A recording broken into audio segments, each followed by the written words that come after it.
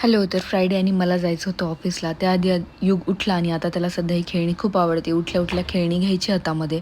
त्यानंतर एकादशी होती म्हणून आईंनी सगळ्यांसाठीच खिचडी बनवली होती साबुदाण्याची. आणि माझं ऑफिसचं रुटीन शेअर करते मी. तर मी ऑफिसला जाते अराउंड 11 ते 12 वाजता. तर युगच्या दुधाचं काय, तर आई त्याला वरचं सगळं काही खाऊ घालतात आणि अजूनही वरचं दूध तो घेत नाही आहे. आज पहिल्यांदाच आम्ही त्याला बॉटलने देण्याचं ट्राय केलं.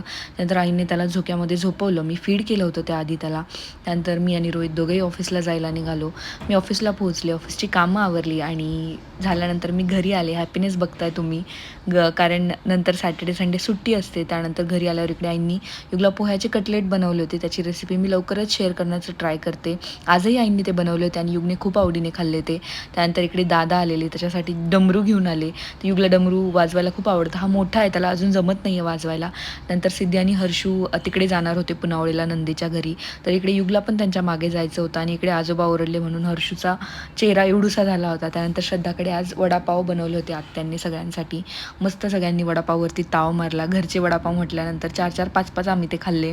आणि अजूनही मी कुठलंही डाएट सुरू केलेलं नाही आहे. संध्याकाळी आम्ही फर्रे मूव्ही बघितला. श्रद्धा मावशी देखील आलेली. त्यानंतर दादा आणि मना दीदी गाडीमध्ये CNG भरायला निघाले. कुणीही बाहेर निघालं की आम्हाला तर जायचंच असतं. तो खूप रडला जाण्यासाठी आणि दिवसाचा शेवट झाला. भेटूया नेक्स्ट व्हिडिओमध्ये. बाय.